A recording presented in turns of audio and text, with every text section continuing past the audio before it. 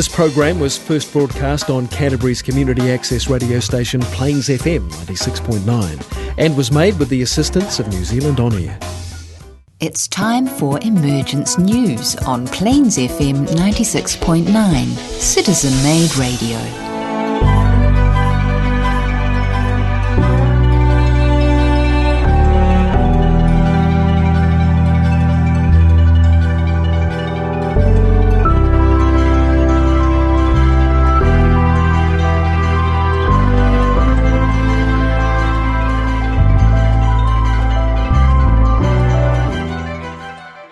Hello and welcome to Emergence News from Plains FM. We're a group of volunteers talking about the emergence of the teacher for the new age. Maitreya is his name, and he comes with his disciples, the Masters of Wisdom. They are all our elder brothers and come from the earth's civilizations, and so have faced all the trials and tribulations that we face today. With me today in the studio are John and Nigel. Hello, Peter. Hello, Peter. Hi there, guys. And so what have we got to talk about there, Nigel? What are you talking about? Well, this radio program has been on air for 6+ years, maybe closer to 7. Wow. And I'm predicting that there hasn't been a single episode of Emergence News where we haven't spoken to or referred to or quoted Benjamin Creme. Would I be right? That would be right, That I'm would sure. be correct. Now So, what are you not going to mention his name on the program? Well, I better go home then. Well, he's your best mate, isn't he? Now, the reason why I mention Benjamin Creme in this slide is because back in October 2016 he passed away, and just over 3 years later he's in the news again. There was a news release on Tuesday the 5th of November last year, so it's only 3 or 4 months ago, from the Los Angeles Police Department regarding Bernie Sanders. Similar. Benjamin Creme. Yeah. Now, I'm going to talk about this news release, and it's a really interesting story because it's been picked up by media throughout Europe, the UK, America, and here in Australia and New Zealand. There's a lot of Share International people who are very familiar with his magazine because, of course, he was the editor of the Share International magazine. And he's in the news again. And it's not just about his art, it's not just about his lectures, it's not just about his books. It's about his whole life's work. So I look forward to that. Oh, cool. Great. Okay. And John, what have you got on for us today? Well, I'm going to look at a book of you out of the latest Share also, and it is called Exploring the Teachings of Angels. And it's about a book called The Voice of the Angels by a woman called Hannah Dulles. And it was written during World War II, and it is very interesting. Thank you very much. Great. You're welcome, Peter. Thank you for being so polite. I was looking at an article in this latest Share International, and it's about how to combat fake news. And it seems the answer is education, which makes sense if you think about it. It seems that Finland and the other Scandinavian countries are ahead of the field, according to the Open Society Institute in Sofia, Bulgaria. Finland's government considers the strong public education is a main tool to resist information warfare, widespread critical thinking skills, and a coherent government response, a key to resisting fake news campaigns. And I remembered an old adage, actually, from Atlantis, I believe. It doesn't matter if it's true or false, as long as you tell it well. And that seems to be summing up a lot of our news today, and some of it's not even told very well. So who's a good storyteller? It counts, doesn't it? Yes, indeed it does, Nigel. This is a major concern for our society, though, as we move through difficult times. Yes. We are being manipulated massively by divested interests. Yeah, no, I mean, every day, I mean, the sources of information that we have relied on in the past are often the targets of misinformation, sometimes brought about by the media owners who have partisan interests beyond the truth, don't they? Yeah. And I wonder if that influence is also behind journalism training, you know, the media schools, the universities. Yes. Because our journalists have a really important role. They do, and unfortunately they get sidetracked and offered bonuses and pushed by the editor to produce certain stories in the right way. But I also think there's a commercial imperative. I mean, if you live in our community, in our society, and you get to a point of wealth accumulation, then you need to manage very carefully your story. Yes. And you need to shape your community to continue increasing your share of the wealth from that community. And one of the ways you can do that is by influencing and or buying media. And I did a course at Creme University on journalism a number of years ago, and the lecturer there said that about 9 corporations owned most of the media on the planet. Yeah. And in New Zealand, we're not immune from that. You know, I think the only privately owned media outlet in New Zealand now would be the Otago Daily Times. That's right. Still owned by the same family. And there's a few smaller operators like Scoop News, but there's not many. Right. They do stand out because they are so independent. So if you're in that Billionaires Boys Club and you want to keep shaping the community so that you can continue extracting wealth from it, then you need to buy media. Oh, exactly. Yes. Jeff Bezos recently bought the Washington Post. Right. He's the owner of Amazon, the richest man on the planet. He hasn't done that to help journalism. He's done that to help Jeff Bezos. Right. So it is a very dangerous world at the moment. And of course it affects politics, economics, business, education, everything. So, well, I mean, I feel that we should look at the motives behind the way news is portrayed and evaluate alternative news, so at least we have 2 points of view, and then we can make up our own mind. I mean, the evolutionary plan towards developing the mind of humanity and stabilising the emotional nature is proceeding apace. I mean, we're actually forced to start thinking about things instead of accepting things as face value. And the soul works through the mind, and this filters down into the brain and rational mind of mankind. So the challenge of fake news will subside as we mature. Yes. So when you say the soul streams through into the mind, yes. To put that in layman terms, are you talking about the maturity, the evolutionary part? Evolving. I think you're talking about evolving of humanity, aren't you, Peter? Exactly. I mean, this is what we've got to do. We're from the Atlantean kingdom, whose job it was to build the emotional nature of humanity. Now we have a new civilization, the fifth ray, and we have a duty to develop the mind. And this is where the usefulness of the fake news comes in, because it actually challenges us to make a decision as to what we believe. Right. So really, the what we should be saying to our listeners is read more deeply. Exactly. Educate Question yourself. The source. Yes. One of the things I love about the Share International magazine is it always has the author, so you can track the author. It always has the links to the website or where the information came from, so that you can track that as well. So research the source. Exactly. And it's a time-consuming occupation. So we don't do it. No. That's right, unless we're tasked with a job on this program. And, you know, like I went through a lot of paper researching the sources to these stories. You know, there's a bit of work involved. And as you say, John, it makes this magazine all the more valuable because you have a higher degree of confidence when reading it. Yes. So, John, your turn now. Well, actually, Peter, you really got me thinking. You said that the soul works through the mind. It does indeed. And I've been doing some research around the Divic evolution, angels. And Benjamin Creme says, and the esoteric teachings tell us, humans, the human evolution are the sons of mind. The Divic evolution, or the angels, are the daughters of feelings. So you've really piqued my interest there. So I'm going to start with my original task, and I'm going to come back to the angels. All right, so the original thing that I was looking at was an article in the latest Share called Exploring the Teachings of Angels. Now, one of the Share International contributors has had a look at a book called The Voice of the Angels by a woman called Hannah Dallos.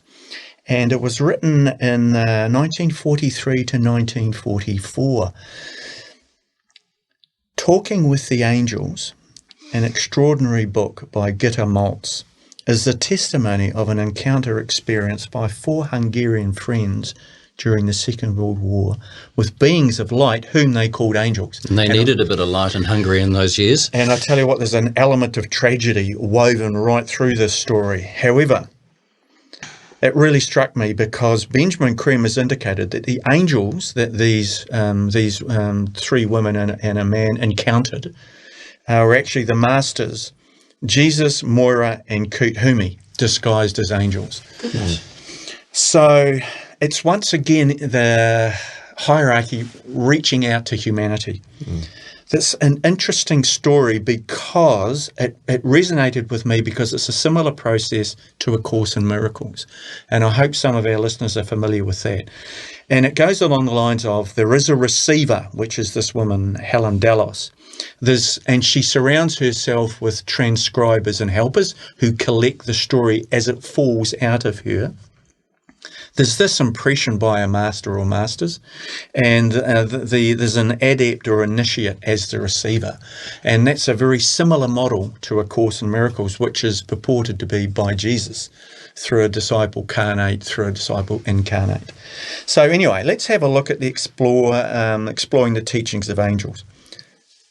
They were considered words of fire because at some point during a conversation, this woman, Helen Dallos, just bursts out and says, "It is not I who will speak to you now." And she starts pouring out these words of fire. So she was being overshadowed. Nigel, I don't know, some form, some process. One of the masters was working through her. It's sort of like overshadowing. Yeah, it kind of has that feel to it. Every week on Friday at 3 p.m, and this just makes me smile, from June 1943 to November 1944, those that called themselves the angels expressed through Hannah, and her friends gathered round and wrote this all down scrupulously. A couple of key points came out of the teachings. The angels talked about heightened consciousness, and at one point Hannah feels how much the angel has to make itself heavier to get down to her level, where the meetings of mind is made possible. The angel said to her at one point, "For you, raising yourself is difficult. For me, lowering myself is difficult." And this is completely in line with the esoteric teachings about where the masters work, where they exist, and where we sit in that multi-layered sandwich of life. Well, their reappearance, their return to walk amongst us is no small matter for them. Exactly. Well, there's that word matter. Yes. It really is very a much significant adjustment that needs to be made. Very much.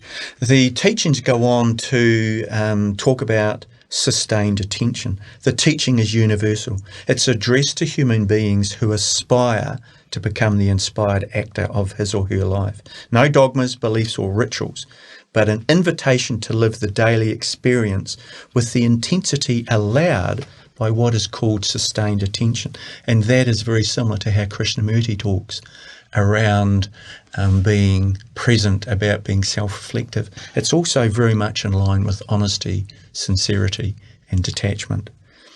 The angels talk about every one of your cells must awaken. It's very beautifully written. In fact, the author says that the language that comes through is almost in stanzas. There's a musical relationship to it. And as I was reading it, it reminded me very much of A Prayer for the New Age and Maitreya's messages. Maitreya's messages. There's a rhythm. Yep. Yes, the mantric effect. The final point that I really picked up on is as man is the great transformer, and these teachings from these angels clearly place man between matter and spirit, so that kingdom of humanity. And the angels go on to say, through his conscious actions, man welcomes the forces that pass through him and elevates them, directing them to their rightful place where they are transformed and serve a life. So very much, once again, that esoteric message of you bring in soul energy, you must release it, you must share it out through community, through service. So meditation and service, the right royal road. So this is a really interesting little snapshot of Maitreya's teachings being delivered in a time of great stress and trauma to a group of 4 friends, 3 of who were Jewish and eventually were picked up by the Nazis, and how this teaching sustained them through that terrible period. So really a wonderful, wonderful look at how the teachings have permeated history. Well, thanks, John. Really interesting what came out through that terrible era in the Second World War, isn't it? And both darkness and the light. And what's interesting about this story is these people were put under incredible duress, but the teachings and the bathing in the light that they received actually kept them going. So really a really interesting story about how human resolve, I guess. Very relevant right now. Very relevant right now because we are in dire times.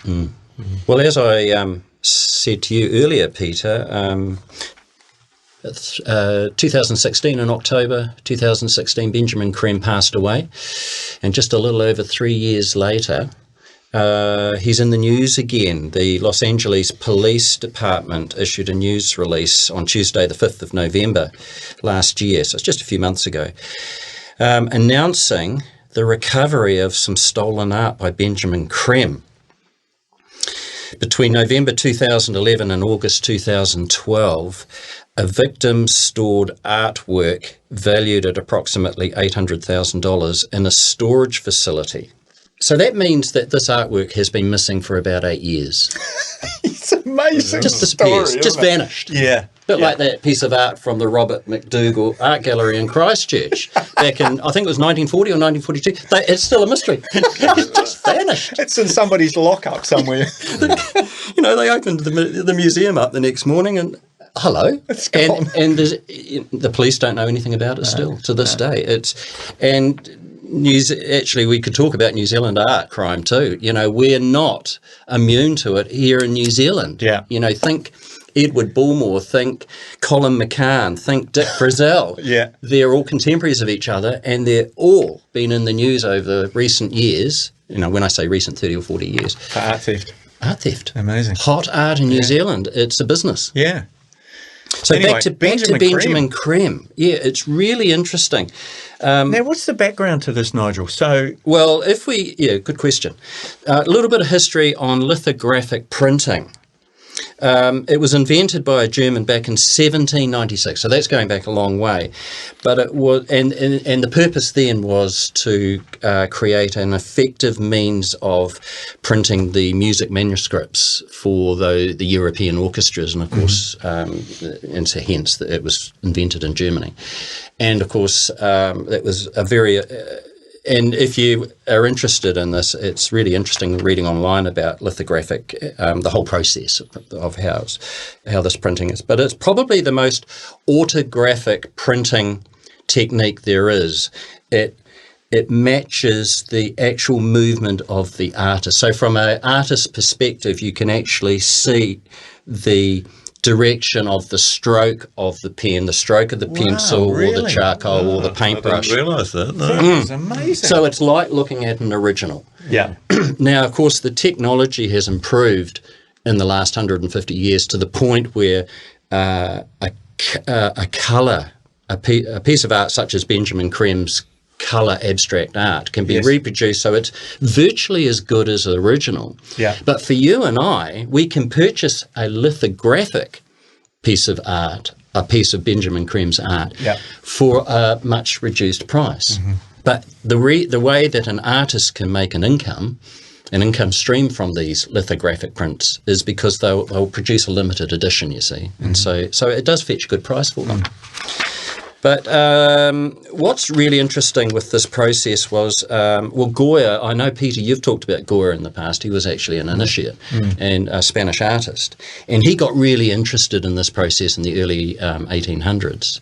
And he teamed up with a master printer in Paris. And he really started to develop the technique to improve the process of lithographic printing. And he was based in Bordeaux at the time, and his last series of prints was entitled The Bulls of Bordeaux, because he was right into bullfighting, in 1828. And approximately 100 years later, there was a whole raft of contemporary artists such as Braque, Matisse, Picasso, and they were all encouraged by the French to get into lithographic printing. And they embraced it because they wanted to explore the complexities of fine art printing. Right. And so these modern artists, in combination with some master printers in France, they set to work, and it helped them produce fantastic posters to promote the artist's work. But it also meant that the artists could develop a additional income stream. So the result, as I said, is the clarity from a drawer's perspective is outstanding.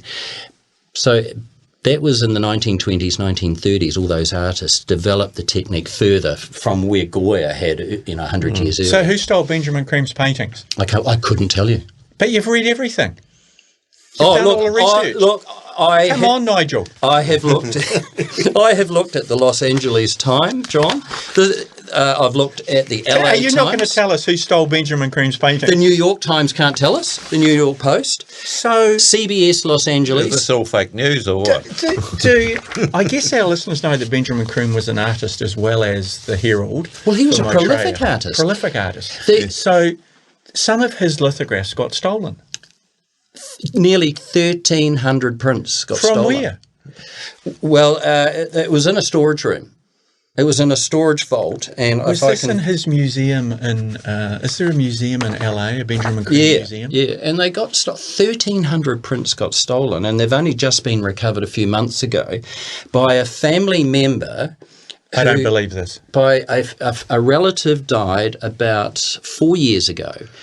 And you know what happens? You empty out the house. This is one of these TV shows. You put all this stuff that's into your garage, and eventually you think one Sunday morning, I better start rummaging through this. I'll go through Uncle Bill's boxes. Yes, because the name hasn't been released. Oh, sorry. Go through the boxes. Oh, look, there's all these artwork. Weren't there some guys in LA that had his agreement to sell his prints or something? Yes, and his name is Creme.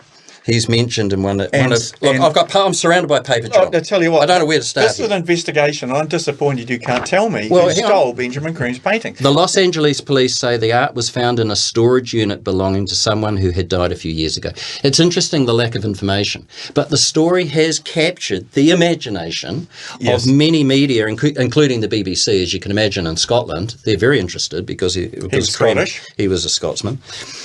And but the story of Creme's life has been picked up, and the LA Weekly, for example, has published in full a Share International press release all about For the Creme. First time ever, probably. That's right. But not just talking about his art, but of course, how many books did he publish? Well, it must have been about 17 or 18. Yeah, it must be close to 20 publications about the return of the emergence of the great teachers, including Maitreya. And we talk about Creme's work at that level on this program regularly. Yeah. But this story is getting out, and it's kind of promoting Creme's work in addition to his art. That was his only income, wasn't it, his artwork? Because he never ever got any paid for any lectures or... No. Well, as you keep saying, John, Share International, we're not here on a recruitment drive. We don't ask for any subscriptions. We've just got a message to tell, and once we've done that, we've done our job. And Creme had that attitude too. He toured the world. How did he do that with no income?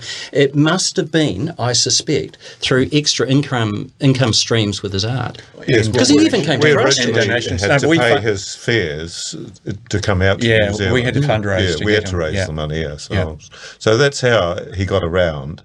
Wherever he was talking, they raised the money to bring him here.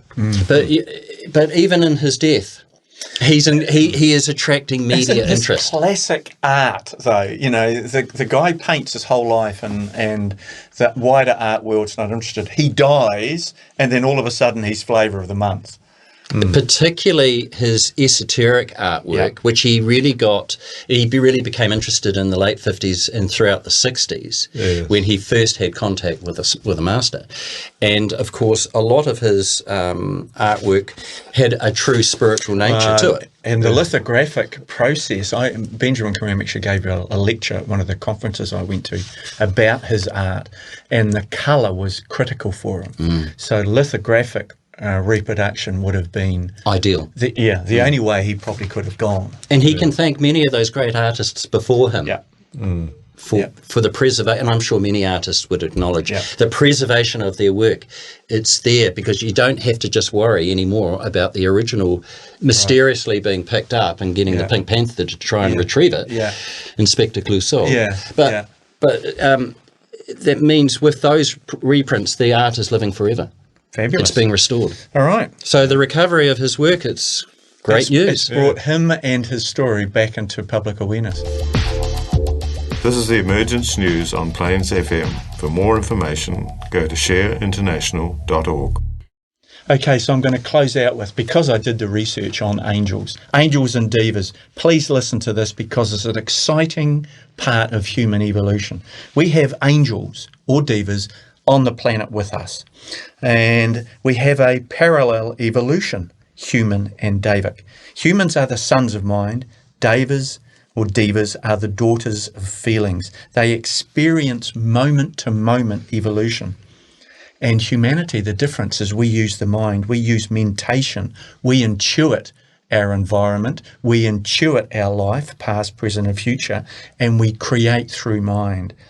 We catalogue and reach forward from the catalogue. Divas experience open-ended experience, but they need us because they experience life and thought through relationship with us.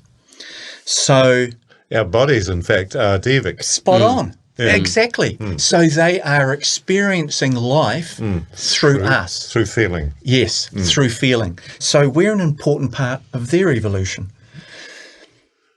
They experience humanity and they are becoming human. Now, this is interesting. Creme says all life in the cosmos is on the way, either on the way to becoming human, is human, or is going beyond human. So in that layer cake of life, everything passes through the layer that we call humanity. We're the filling, aren't we? We're the filling. Yeah. Everything passes through it. If only we realised how important we are. We're the conduit. Yes. But we don't take it seriously. No.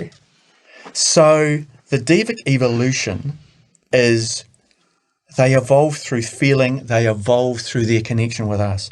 Maitreya is the teacher of angels and men alike. So he's involved with these angels. The other thing that Creme says is everybody has a guardian angel, right? So we're made of divas, we can have a relationship with divas, and everybody has a guardian angel, plus a solar angel, which is our soul, right? And the guardian angel supports and protects the human throughout its evolution. This is how they learned to relate to humanity. And I've got a final wrap-up from Creme, which absolutely sums up this relationship. Each complements the other as a kingdom, the human representing the masculine and the divic, the feminine aspects of the one reality. Divas or angels are the daughters of feeling. They work through feeling and through the perfection of feeling, whereas we work through the mind and the perfection of the mind. So we have, each of us, a great divine quality to give to the other. All this information can be found on the Share International website, www.share-international.org. Scorpio Books in Christchurch carries the magazine and some books. And also don't forget the podcasts, which are available on the Plains FM website. We welcome your comments, questions and feedback. Please contact us at emergencenews@gmail.com. The opportunity to join our transmission is available Monday and Wednesday evenings and Thursday mornings, which gives us the possibility to do a service meditation in conjunction with Masters.